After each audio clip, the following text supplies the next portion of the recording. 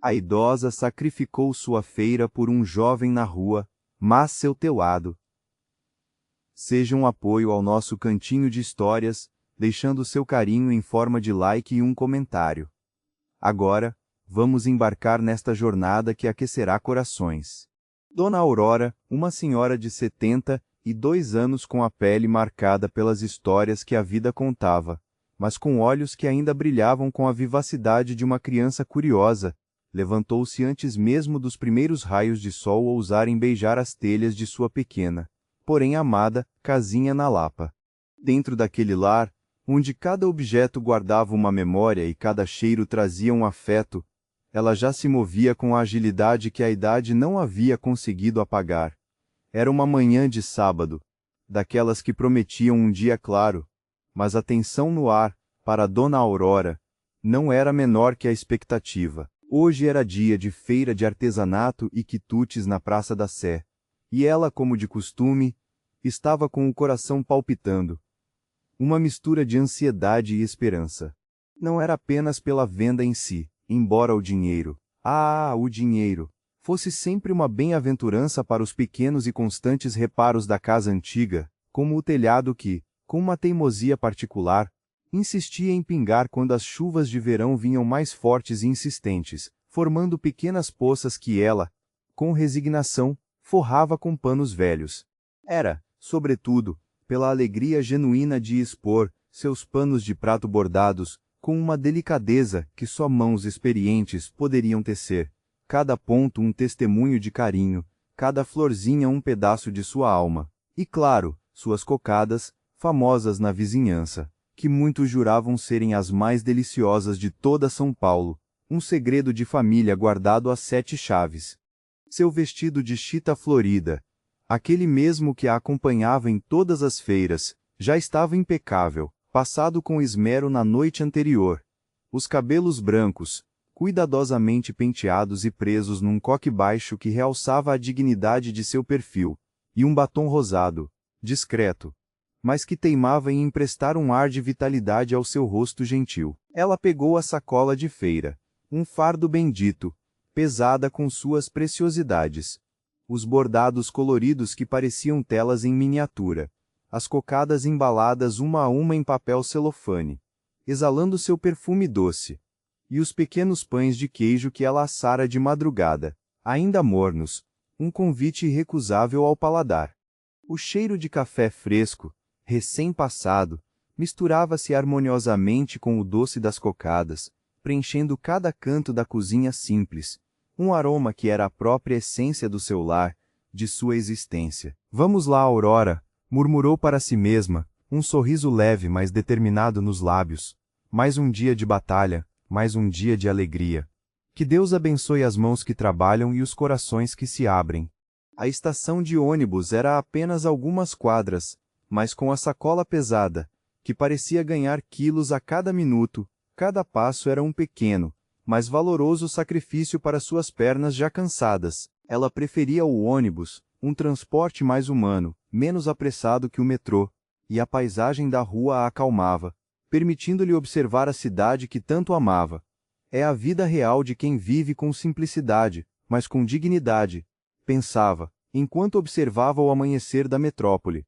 Caminhando pela calçada movimentada da Praça da República, onde o burburinho da cidade já começava a ganhar força, a transformar o silêncio da madrugada em um coral de vozes e buzinas, Dona Aurora sentiu um aperto familiar no peito. O relógio de pulso, um presente de seu finado marido, que ainda guardava com o mesmo carinho de tantos anos atrás, marcava 7h15. A feira começava impreterivelmente às 8h. Pontualidade era tudo para a boa comerciante. Chegar com antecedência, sempre, era o seu inegociável lema. De repente, uma cena chamou sua atenção e a fez parar abruptamente, como se o tempo ao redor tivesse congelado. Um rapaz, que não devia ter mais de 20 anos, estava sentado num banco de praça, o rosto juvenil, mas marcado por uma dor profunda, enterrado nas mãos. A mochila escolar, surrada pelo uso, e um caderno aberto, com anotações rabiscadas, estavam jogados sem cerimônia no chão ao lado dele. Ele soluçava, um choro mudo e desesperado que ecoou dolorosamente no coração de Dona Aurora, despertando memórias de perdas e solidões que ela já conhecia bem. Ela parou. A multidão continuava fluindo ao redor dele, como um rio imparável, apressada, indiferente, cada rosto uma história, mas nenhuma se cruzando com a dor daquele jovem. Ninguém parava, ninguém olhava, todo mundo parecia ocupado demais com seus próprios compromissos inadiáveis, com seus destinos traçados, com suas urgências. Ela olhou para o relógio novamente, 7h18. Se perdesse o próximo ônibus, chegaria, sem dúvida, atrasada na feira. Iria perder as melhores vagas, os melhores clientes que sempre chegavam cedo. O dinheiro para o telhado, para o remédio, para as contas, ficaria para depois. Mas o choro daquele rapaz era um convite silencioso, um apelo invisível, que Dona Aurora, com sua alma generosa, não podia simplesmente ignorar. Ela sabia, em sua própria pele, o que era se sentir invisível, sozinha no meio de uma multidão indiferente. Caminhou até ele, cada passo pesando uma tonelada, cada passo a afastando de sua feira, de sua tão esperada chance de um extra, da sua pequena segurança financeira. Meu filho, você está bem? Perguntou Dona Aurora, a voz suave como um afago de mãe, agachando-se um pouco, com um esforço notável para sua idade, para ficar mais próxima do rapaz, para que ele sentisse o calor de sua presença. Você se perdeu? O rapaz levantou a cabeça, os olhos estavam vermelhos e inchados, o rosto pálido e manchado de lágrimas. Eu não sei, eu perdi a minha carteira, meu celular. Eu vim do interior para uma entrevista de emprego. Era a minha chance de ouro, sabe? A chance de mudar tudo. Perdi o ônibus da rodoviária e agora não sei como voltar para casa. Não tenho dinheiro, não tenho nada. E a entrevista era às 8 e no Lucem. Já era, tudo acabado. As palavras saíram atropeladas, num fluxo incontrolável, misturadas com lágrimas e fungadas que evidenciavam o pânico. Dona Aurora tirou um lenço de tecido, daqueles bordados por ela, do bolso do avental, e limpou gentilmente o rosto do rapaz. Calma, meu filho. Tá tudo bem. Agora a vovó aqui tá com você. A gente vai dar um jeito. Como você se chama? Gabriel, respondeu ele, a voz ainda embargada pelo choro. Gabriel. Que nome bonito. Eu sou a Aurora. Você sabe o telefone de alguém da sua família? Seu pai, sua mãe, sua avó. Gabriel balançou a cabeça, os ombros ainda tremendo. Meu pai está em uma reunião importantíssima, Dona Aurora. Ele não vai atender. Minha avó. Ela deve estar aflita. Eu sei o número dela de cabeça, mas não tenho como ligar. Meu celular se foi. Dona Aurora respirou fundo. Um jovem perdido. Sem recursos. Com uma entrevista importante perdida. Aquilo a levou de volta a tempos difíceis da sua própria juventude, aos desafios que enfrentou sozinha. Vem comigo, Gabriel. Vamos lá em casa, é pertinho. A gente toma um café quentinho. Você liga para sua avó. Ela precisa saber que você está seguro. E a gente pensa no que fazer. Gabriel segurou a mão de Dona Aurora com uma força surpreendente, como quem se agarra à última esperança.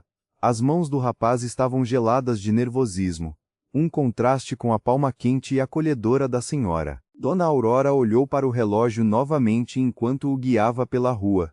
7h25. O ônibus da feira já tinha passado. O próximo era 7h40. Ela chegaria na Sé depois das 8h vivo, inevitavelmente atrasada. Sem ela, a feira continuaria, suas cocadas e bordados ficariam em casa. Ela sentiu um aperto no peito, uma pontada de tristeza pela oportunidade perdida, mas quando olhou para Gabriel, segurando sua mão com uma confiança absoluta, como se Dona Aurora fosse, de fato, a pessoa mais segura e capaz do mundo, ela soube que não tinha escolha. Não, de verdade. Era a coisa certa a fazer. Em sua casinha, o cheiro forte e reconfortante de café e o doce aroma dos pães de queijo acalmou o rapaz instantaneamente.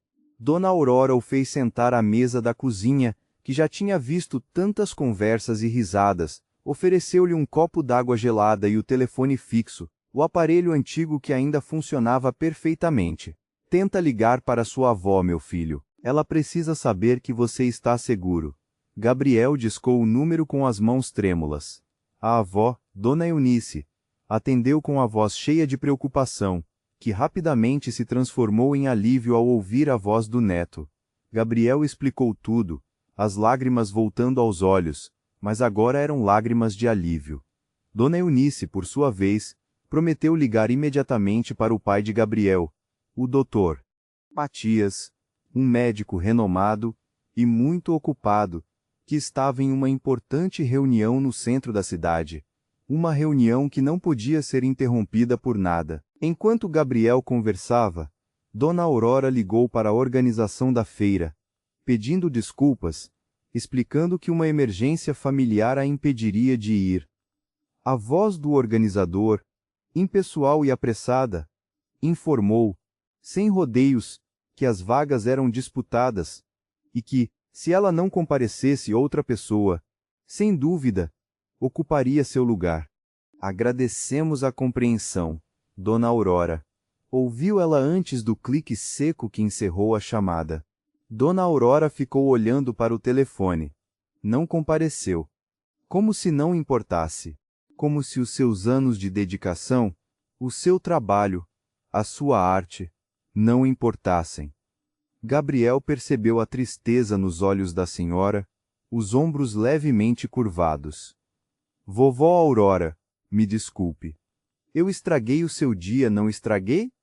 Ela balançou a cabeça, um sorriso forçado e gentil nos lábios. Não, meu filho, você não estragou nada. Aconteceu o que tinha que acontecer. O destino tem seus próprios caminhos. O Dr. Matias chegou 40 minutos depois. Para Dona Aurora, pareceram horas intermináveis. Ela e Gabriel ficaram sentados na sala simples, conversando sobre o interior, sobre os sonhos do rapaz, sobre a faculdade que ele queria cursar. O vestido de chita, antes impecável, agora estava amassado da viagem e do tempo no banco.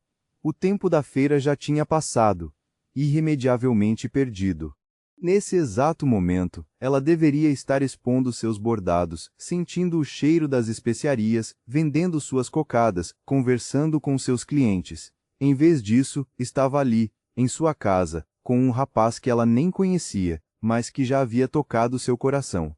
Ela pensou no telhado que vazava, na esperança de consertá-lo, nas contas que venciam. Como contaria a afinada amiga que morava no andar de baixo que o plano do dinheiro extra tinha falhado? Ela fechou os olhos, sentindo o peso da decisão, o custo da sua bondade. Mas então, abriu os olhos e olhou para Gabriel, que estava sorrindo ao contar uma história da infância. E ela soube que não se arrependia. Não, nem um pouco. Foi então que ouviu o barulho de um carro parando abruptamente na porta, o som de passos apressados no pequeno portão. Um homem alto, de terno impecável, que parecia ter saído de uma revista, o rosto bonito, mas marcado por uma expressão de pânico absoluto, correu para dentro. Ele parou bruscamente ao ver Gabriel. Por um segundo, apenas ficou ali parado, o peito subindo e descendo rapidamente, os olhos fixos no filho, como se estivesse vendo um milagre, a visão mais bela e esperada de sua vida. Gabriel levantou-se num salto, viu o pai e correu para ele. O Dr. Matias o abraçou com tanta força, com tanto alívio, que parecia querer fundir os dois corpos em um só, uma união desesperada de quem teme ter perdido e reencontrou. Dona Aurora observou o reencontro, sentindo algo estranho no peito. Não era inveja, longe disso, era mais como um reconhecimento profundo, uma compreensão daquele amor paterno. Aquele homem amava o filho. Isso era óbvio. Dr. Matias finalmente se levantou, ainda segurando Gabriel no colo, mesmo ele já sendo grande demais para isso. Um gesto de afeto puro. Olhou ao redor até seus olhos, antes turvos de preocupação, encontrarem Dona Aurora. Por um longo momento, eles apenas se encararam, Dona Aurora viu muita coisa naquele olhar. Alívio profundo, uma gratidão imensa, e algo mais que ela não conseguia identificar, mas que a tocava. Dr. Matias caminhou até ela, Gabriel ainda agarrado ao seu pescoço. Quando parou na frente de Dona Aurora, ela notou que ele tinha olhos castanhos escuros, quase pretos, cansados, com pequenas rugas nos cantos que falavam de noites mal dormidas e preocupações constantes. Ele abriu a boca para falar, fechou, abriu de novo, parecia estar lutando para encontrar palavras adequadas. Finalmente conseguiu.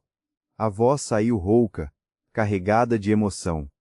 Ele agradeceu, disse que não sabia como retribuir, que ela tinha salvado a coisa mais importante da vida dele, que tinha saído correndo da reunião sem nem explicar nada para ninguém, que tinha dirigido feito louco atravessando a cidade, que tinha morrido de medo de nunca mais ver o filho. As palavras saíam num fluxo atropelado, tão diferentes da postura controlada que o terno caro e a postura ereta sugeriam. Aquele era um pai apavorado, um homem que tinha acabado de enfrentar seu pior pesadelo. Dona Aurora balançou a cabeça, dizendo que não tinha sido nada, que qualquer pessoa decente teria feito o mesmo, mas mesmo enquanto falava, ela sabia que era mentira. Tinha visto dezenas de pessoas passarem direto por Gabriel na praça. Ninguém tinha parado, só ela. Dr. Matias pareceu perceber a mesma coisa.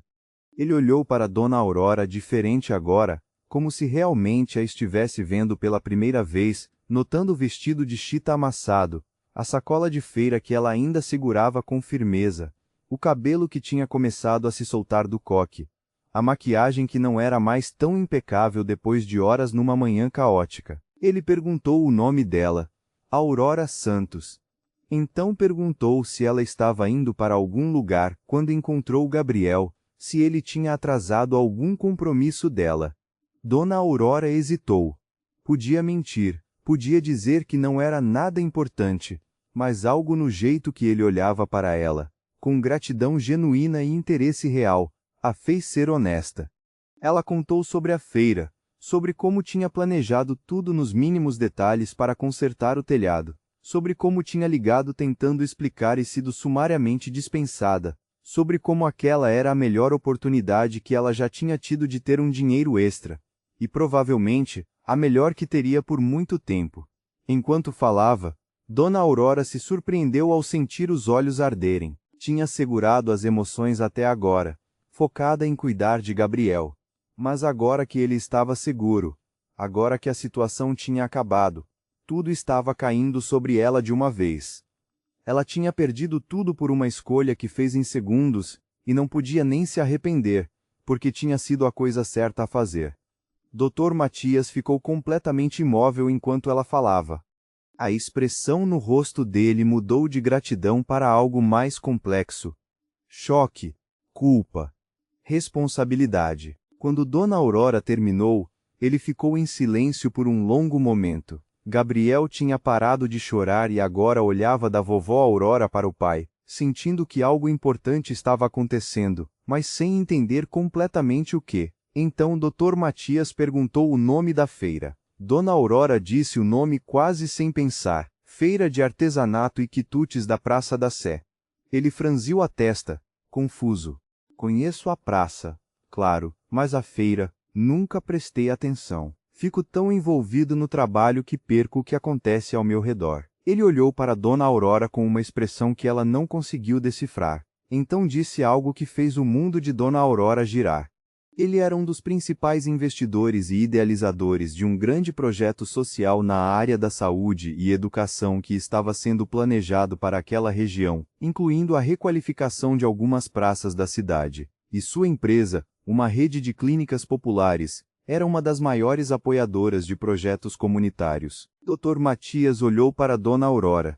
Não mais apenas gratidão, era algo mais profundo. Respeito, admiração, e talvez um pouco de culpa também. Ele ajeitou Gabriel ao seu lado, e então fez uma proposta. Pediu que Dona Aurora fosse com eles até o escritório dele. Disse que precisava conversar com ela, que não podia simplesmente deixar as coisas assim. Dona Aurora hesitou. Parte dela queria ir embora, voltar para casa, tomar um banho, ligar para as amigas e contar que tinha falhado de novo, que o telhado continuaria vazando, que os sonhos teriam que esperar mais um pouco, ou talvez para sempre. Mas outra parte, uma parte pequena, mas persistente, tinha curiosidade. Queria saber o que aquele homem tinha a dizer. Queria entender por que ele estava olhando para ela daquele jeito. Então ela concordou, pegou a sacola de feira do chão e seguiu Dr. Matias e Gabriel através da rua movimentada, em direção ao carro. Eles caminharam em silêncio. Gabriel tinha escondido o rosto no pescoço do pai, finalmente relaxando depois do susto. A segurança de um abraço conhecido. Dr. Matias guiava o caminho com passos longos, mas não apressados, sempre olhando para trás para garantir que Dona Aurora a acompanhava, um gesto de respeito. O carro preto reluzente de Dr. Matias esperava, imponente na frente da casa simples. Dona Aurora não entendia de marcas caras, mas reconhecia luxo quando via. Aquele carro provavelmente custava mais do que ela ganharia em 10 anos de trabalho e poupança. Ele abriu a porta traseira para Gabriel, que se sentou com um suspiro de alívio. Dona Aurora sentou-se no banco da frente. A caminho do escritório de Dr. Matias, a cidade passava pela janela. Ela observava a paisagem mudar, saindo das ruas caóticas do centro em direção às avenidas largas e imponentes dos bairros mais nobres. As construções ficavam mais espaçadas, mais verdes, mais limpas. As pessoas nas ruas vestiam roupas diferentes, dirigiam carros diferentes, andavam com uma pressa diferente. Era tudo tão distante da realidade da Lapa, que parecia outro país, não apenas outro bairro da mesma cidade. No escritório de Dr. Matias, no alto de um prédio espelhado que parecia tocar o céu, Dona Aurora sentiu-se completamente fora do lugar, um peixe fora d'água em um aquário sofisticado. O ambiente era elegante, frio, impessoal, mas impecavelmente organizado. Dr. Matias pediu café e suco para Gabriel, que já estava mais calmo. Ele se sentou à frente de Dona Aurora com uma expressão séria, mas acolhedora. Dona Aurora, ele começou. Não sei como agradecer o que a senhora fez por meu filho. Salvar Gabriel de estar perdido e sem amparo em uma cidade estranha é algo que não tem preço. Mas eu ouvi o que a senhora disse sobre a feira, sobre seu telhado que precisa de conserto, e sobre a oportunidade que a senhora perdeu. E isso me deixou pensando profundamente. Ele continuou. Disse que a rede de clínicas dele estava expandindo e que ele tinha um grande projeto para criar centros de convivência e acolhimento para idosos em algumas das unidades, locais onde pudessem se socializar, aprender coisas novas, sentir-se úteis e valorizados, e não apenas esperar o tempo passar. E ele precisava, desesperadamente, de alguém. Não uma gerente, não uma funcionária burocrática, não alguém que apenas cumprisse tarefas.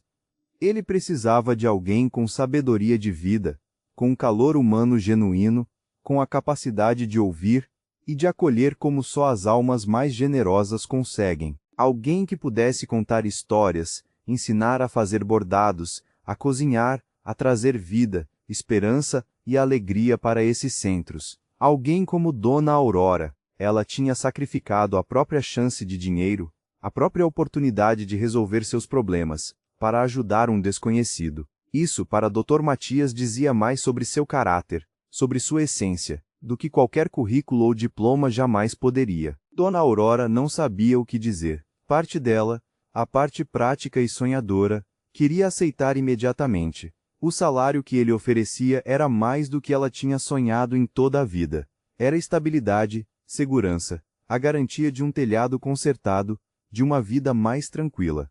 Mas outra parte, a parte orgulhosa que tinha sido moldada por anos de trabalho duro, de dignidade e de autossuficiência, hesitava. Aquilo, no fundo, parecia caridade disfarçada de oportunidade, e Dona Aurora nunca aceitou esmolas. Dr. Matias deve ter percebido a hesitação nos olhos dela, a forma como ela apertava as mãos enrugadas no colo. Dona Aurora, por favor, me ouça. Não é caridade. É uma oportunidade. Eu vi na senhora algo que não encontro em currículos, nem em entrevistas corporativas. Vi a alma, a bondade, a força silenciosa de quem se importa de verdade. Preciso de alguém assim para esse projeto, para as pessoas que buscam acolhimento, um sorriso, uma palavra amiga. A senhora seria a nossa guardiã de histórias, a mestra do saber viver. A senhora pode trazer a leveza e a esperança que só a experiência de uma vida plena pode dar. Pense nisso. Não precisa decidir agora. Peço apenas que venha conhecer o projeto, as pessoas que queremos ajudar. Que sinta a energia do lugar, sem compromisso, sem pressão. Ele a convidou para passar o dia seguinte com ele e Gabriel, visitando um dos protótipos dos centros. Dona Aurora olhou para o relógio. Já era 11 horas. A feira já tinha acabado há muito. Ela não tinha mais nada planejado para o dia. E, sinceramente, tinha uma curiosidade imensa. Queria entender melhor aquele homem que parecia tão controlado por fora, mas tão humano por dentro. Queria saber mais sobre o projeto, sobre como sua sabedoria poderia ser útil, sobre o que ele realmente enxergava nela. Ela concordou. Dr. Matias pareceu genuinamente aliviado, como se um peso enorme tivesse sido tirado de seus ombros. O dia seguinte passou de uma forma que Dona Aurora jamais poderia ter imaginado quando acordara às 4 horas daquela manhã de sábado. Ela visitou o protótipo do Centro de Convivência.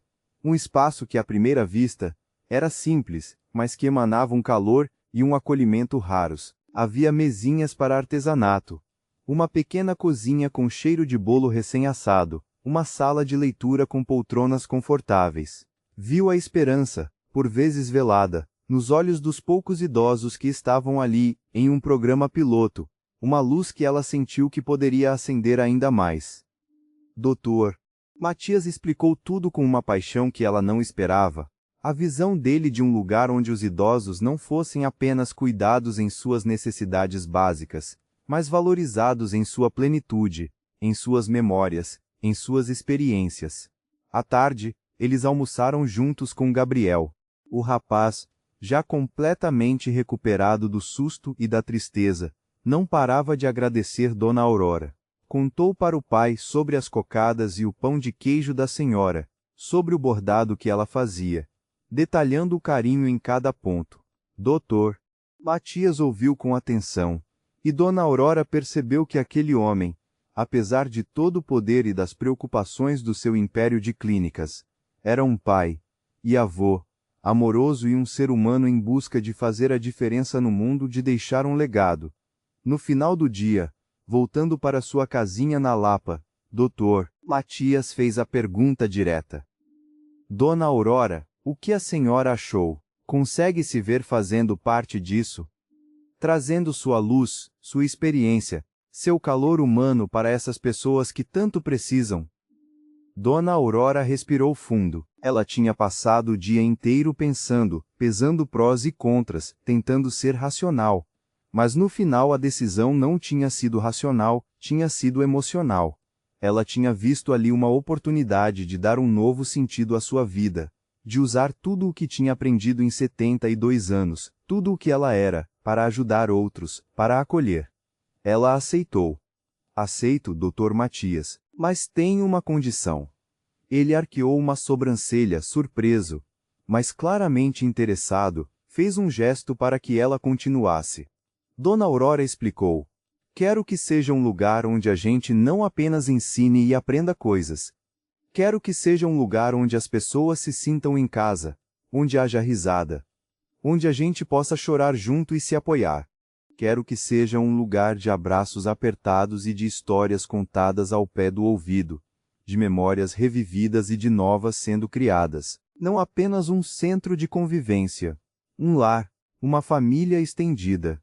Dr. Matias ouviu tudo em silêncio. Quando ela terminou, ele ficou pensativo por alguns segundos.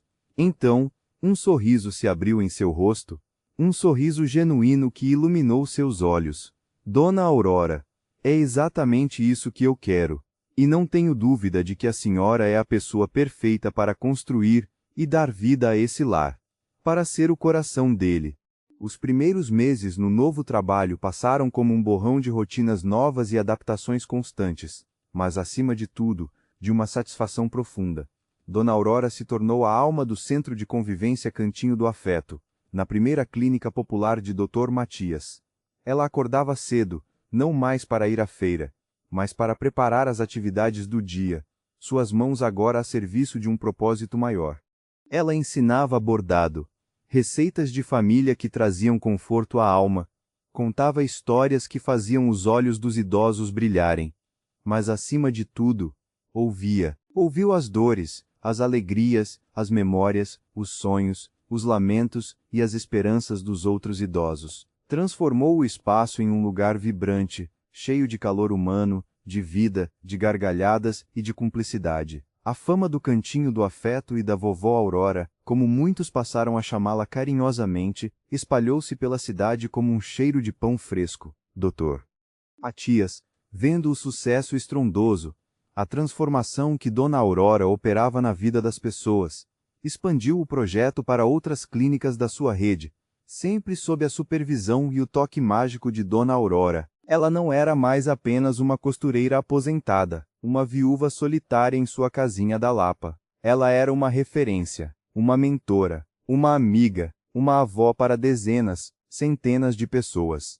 O telhado de sua casa foi finalmente consertado, com um capricho que a deixou emocionada, mas a verdadeira recompensa foi ver o brilho, a dignidade e a alegria nos olhos das pessoas que ela ajudava, e sentir que sua vida, seus anos de experiência, sua sabedoria acumulada, eram finalmente valorizados, reconhecidos e celebrados. Dr. Matias e Gabriel a visitavam sempre, não como patrão e funcionária, mas como família. Gabriel, inclusive, foi aprovado na entrevista que Dona Aurora o ajudou a remarcar e começou a faculdade de seus sonhos, e sempre vinha agradecer à vovó Aurora por ter mudado sua vida, por ter sido a luz no seu momento de maior escuridão. Na feira de artesanato da Praça da Sé, suas cocadas e bordados, antes o sustento de Dona Aurora, eram agora muito procurados, não por ela diretamente, mas por outros idosos do Cantinho do Afeto, que, inspirados por sua mentora, aprenderam a fazer e a vender seus próprios produtos, sob a orientação carinhosa de Dona Aurora. Ela se recusou a ir novamente à feira, dizendo que seu lugar era no cantinho, entre seus netos e filhos de coração. Mas sabia que seu legado estava lá, nas mãos e corações de todos que ela tocou. Dona Aurora, cercada de amor, de respeito e de um novo propósito, olhava para a vida com uma gratidão imensa, uma paz que nunca pensou que alcançaria.